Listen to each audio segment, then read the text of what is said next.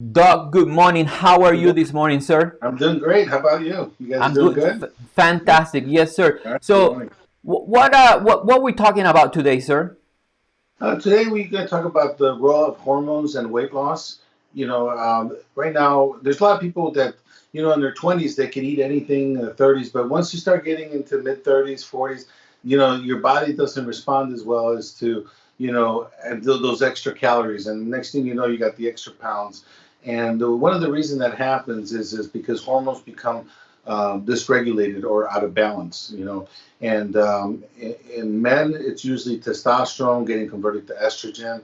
In women, it's loss of estrogen and eventually loss of progesterone and testosterone. So it sort of comes in sequel. In the 30s, usually women start losing progesterone first. In their 40s, they start losing a little bit of estrogen, and then later on, it's testosterone. So it's not just one hormone dropping off, all the hormones dropping off at the same time.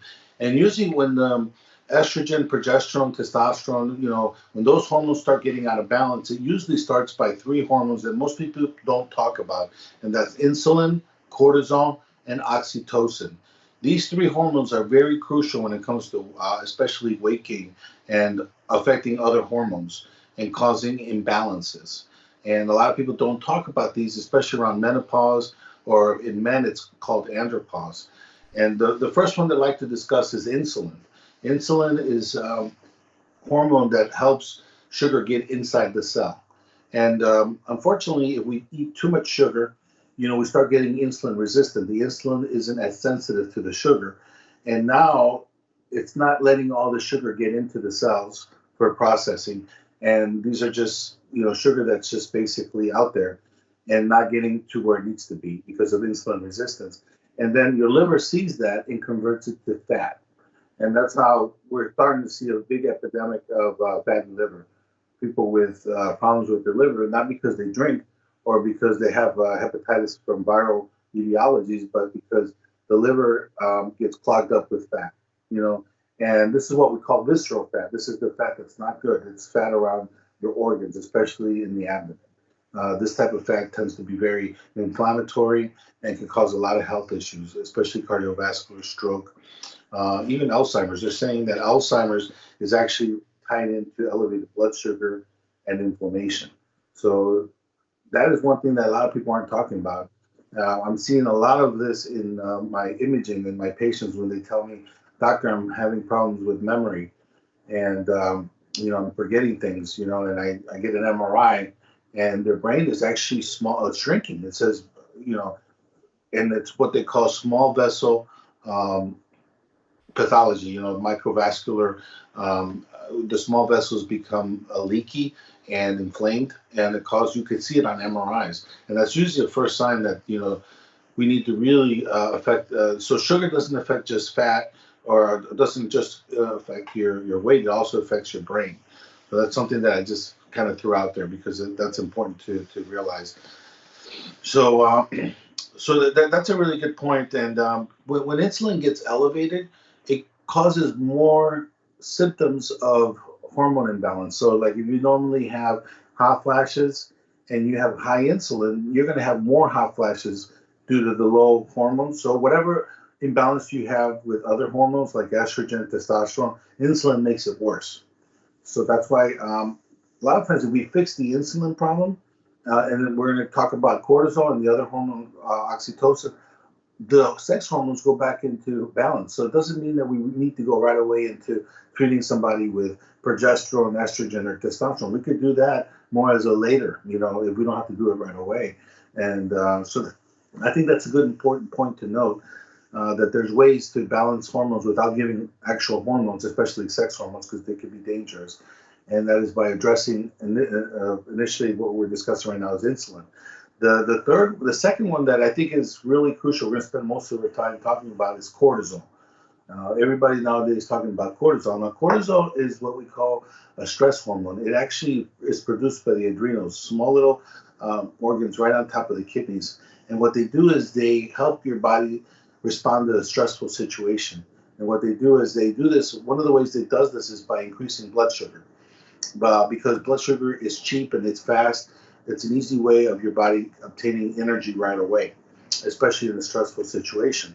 The problem is that once stress becomes chronic or it becomes elevated, not just because of a stressful situation like a saber-tooth tiger, following you, it becomes chronic because you're worried about so many things: deadlines, work, situations at home, not sleeping well. What ends up happening is this cortisol now ends up elevating blood sugar. Or well, we know it does that, but what it does is that by doing that, you end up getting insulin resistance. Just what we talked about, kind of like problems with because your body's getting too much sugar, too much stimulation from sugar all the time, and this causes insulin resistance. So what ends up being is that you know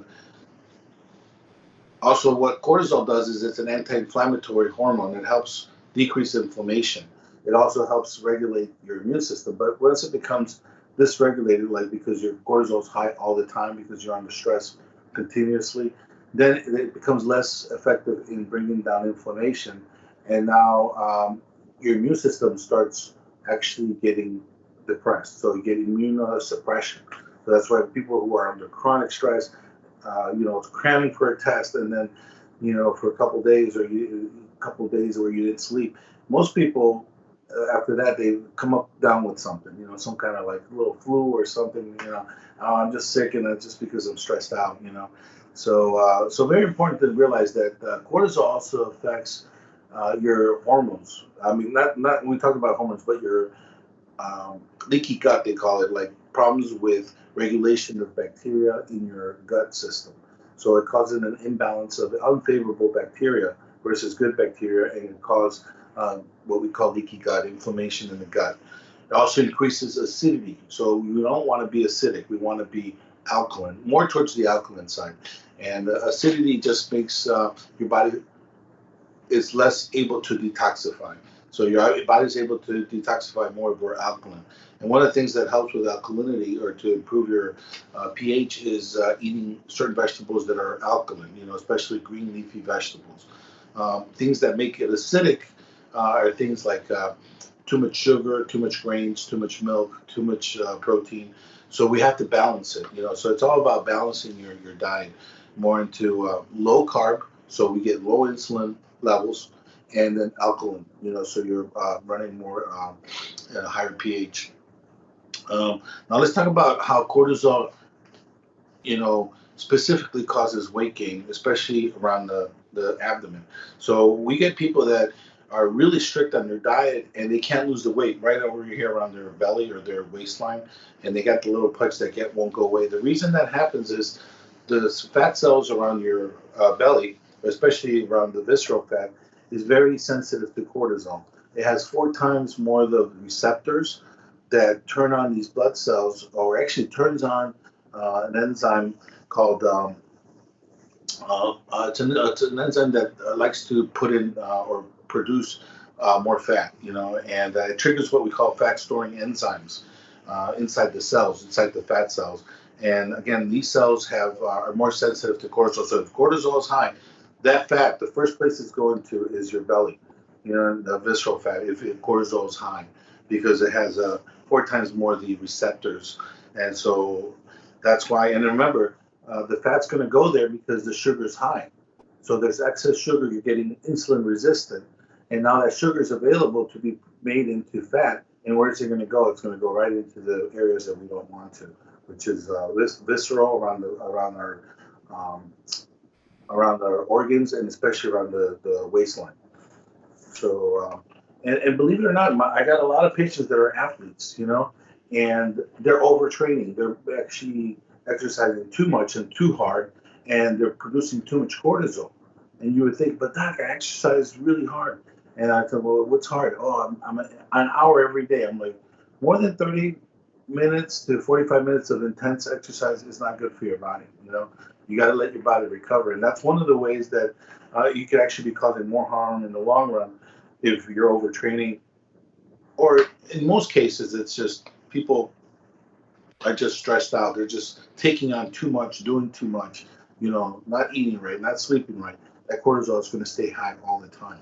So cortisol was never meant to be elevated for long term. It was only our bodies were only able to adjust for cortisol for short term, like short spurts.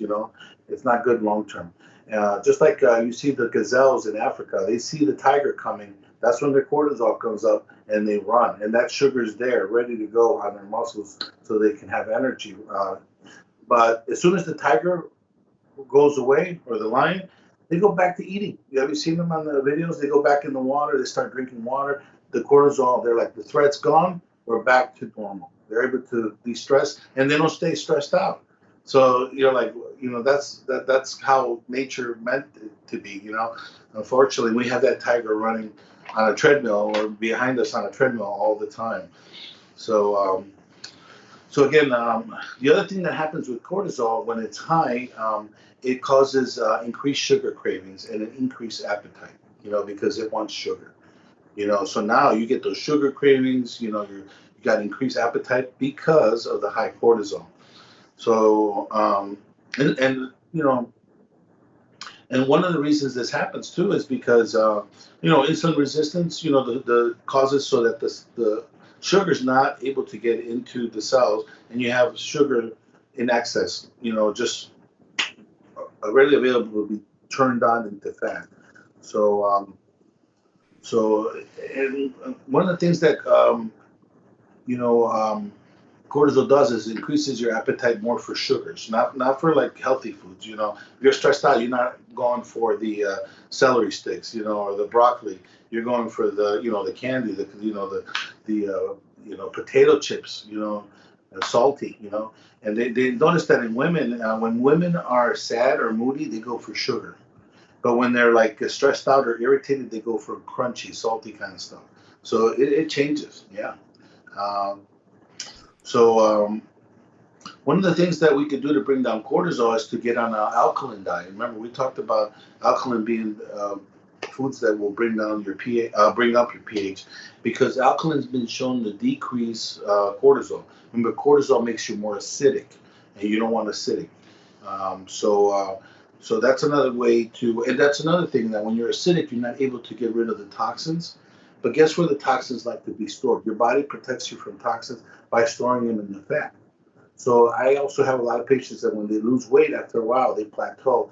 It's because the fat cells are releasing when the fat cells are melting away, or they're because you're starving the fat cells. They release the toxins and they get toxic. They feel bad, and now they don't lose fat or they don't lose weight because your body's protective mechanism is to keep those toxins inside the fat cells, insulating you from those toxins. So that's a lot of times we put people on a detox or sort of like get rid of the toxins before we do the weight loss or during the weight loss. You mentioned that part of this problem is also memory loss, and I would like to, at the beginning, you talk a little bit about not remembering things. Can you expand on that? Well, yeah. So right, well, what's happening now is that when you have high cortisol and your brain is seeing high cortisol, it's frying your brain. It's like if you remember that commercial with your brain on drugs and an egg, shattered over the frying pan and it starts sizzling. The same happens inside your brain. That's a good like imagery of what happens when you have elevated cortisol all the time. What it does is it turns off certain things in the brain and causes atrophy or atrophy means making certain areas smaller. And that particular area that becomes smaller is called the hippocampus. There's plenty of studies correlating a decrease in the size of the hippocampus inside brains of humans who are chronically stressed. People that were in concentration cramps. Whatever it was, or just a lot of stress. So when people are stressed out, you probably noticed that you start if you've been stressed for a long time, you notice your memory isn't as sharp. You're foggy. Yeah, The that's a good other question. the other one, if you could talk a little bit, you mentioned that sometimes when we're stressed or when we are feeling a specific way, we crave sugars, but other times we crave salty, crunchy items. Can you talk a little bit more about that?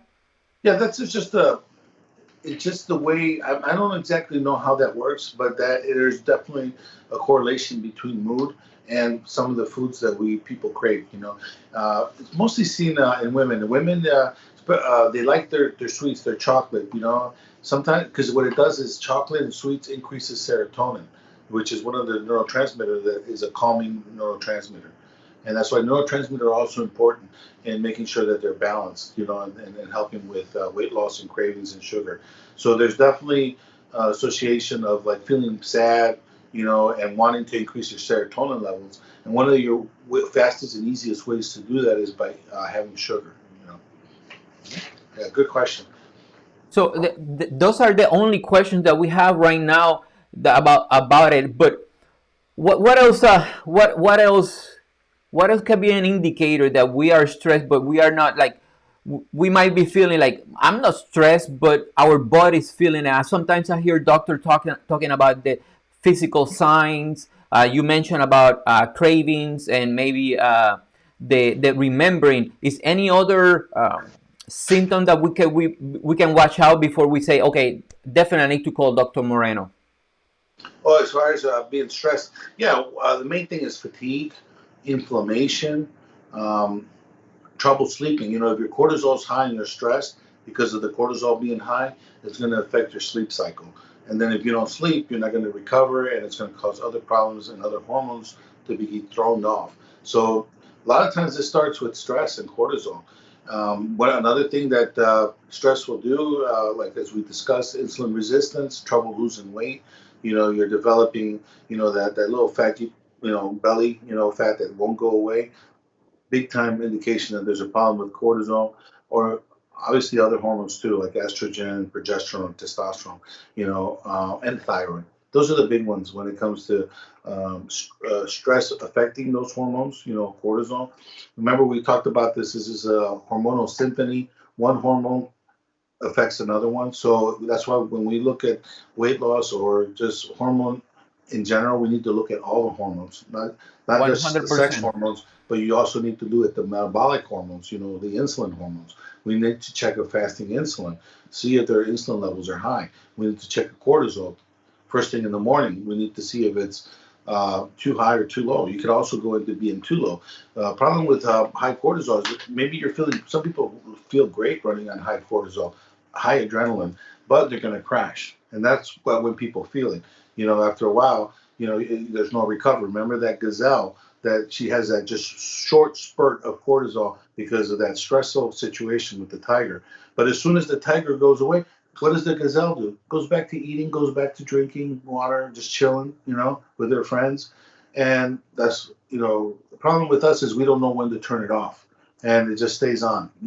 And it's just our bodies weren't designed to be on a red line, 7,000 RPMs, all the time. Something's going to break down or it's going to cause an imbalance, like insulin resistance, a lot of issues, and especially, and we start seeing it with problems with, gaining weight, especially the bad weight, the visceral fat, because that fat is very sensitive to cortisol. So, Go in a ahead. nutshell, if you're having trouble sleeping, if you are not remembering, if you're having memory problems as well, if you're storing too much fat, could be a sign of stress, and Mhm. it's going to cause you other problems. So, in a nutshell, they should go and see you or their primary doctor, their primary doctor, correct? And the big point here is that insulin and cortisol make other hormone imbalances worse. So if you're already having issues with a drop in estrogen, women's going into menopause, it multiplies those symptoms or makes them 10 times worse. So a lot of times if we just treat the insulin resistance, the problems with cortisol, now all of a sudden the thing with estrogen is not a big deal. And because there's a lot of, societies out there that don't even go through menopause like we do.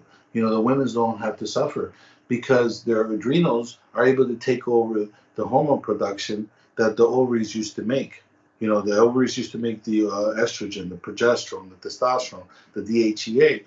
But as we go into menopause or we're perimenopausal, as the ovaries start, failing because now they're not wanting to be reproductive. Now it's more for health maintenance. We don't need as much hormones, but now the adrenals are able to do that. because the adrenals have a second portion of the adrenals have multiple abilities. One is the cortisol, but the other half of it is making hormones also. Not as much as like in the men, the testicles making testosterone, or in women, the ovaries making estrogen. So in that case, they're able to take over because they're not stressed. But because we're so stressed, our adrenals are just too busy making cortisol, and they're not able to make the other things, the balancing of the other hormones. So, and these are, societies or places where, people, these are tribal people. They live out in the, they live off the land. They eat very well, organic. They don't work 12-hour days. They sleep. So that's one of the biggest things that I see, causing issues. And one of the best ways, and I think there's a lot of diets out there, and people get confused. As long as you're doing something like a paleo diet or keto diet, but the problem with keto diets is that you become acidic after a while from so much fat, and not eating the good fats. It's good to incorporate alkaline vegetables to the ketogenic diet. These are vegetables, again, that help increase alkalinity. That's the problem where people sometimes they hit a plateau with ketogenic, is because they're hitting it on the nail with ketogenic diet by decreasing insulin levels because they're decreasing their carbohydrate intake. But over time, ketogenic diets can become acidic, and then you're sort of like you're missing the other part of the equation, which is bring up the pH or the alkalinity. And one of the best ways to do that is through incorporating green leafy vegetables, and there's different types of foods that help bring up. You can look up alkaline diet, and make sure that it still incorporates well with either a paleo diet or a ketogenic diet. So you're doing both, because remember, alkaline brings down cortisol. So yeah, some really good points there. I think people should really think about. 100%, you're dropping golden nuggets every Monday. It's amazing. Thank you, Dr. Moreno. Anything else? There are no more questions. Is anything else that you would like to add before we say goodbye for today? No, I think it's all about, remember, 5 pillars of health. We want to reduce stress. We want to be able to sleep. We want to be able to take the proper nutrients. And then lastly, we want to be hormonally balanced. So those are your big pillars for health. 100%. So again, if you have any questions, you want to see Doc, please call 352-596-9095 or visit www.newhagemedicalcenters.com and to schedule that televisit if you don't want to go to the office. But Doc, you're taking patients in the office as well in Brooksville and Lando Lakes as well, correct? Absolutely, yes, absolutely. And one of the things that we're concentrating on now is just letting people know that we're sort of a hybrid office. We do a combination of internal medicine, but we can also incorporate for people that are interested in doing paleo. I mean, paleo, we just talked about that. Functional medicine, we can do both. Awesome, Doc. Again, thank you again, and we'll see you next Monday, bright and early. Thank you very much. Thank you.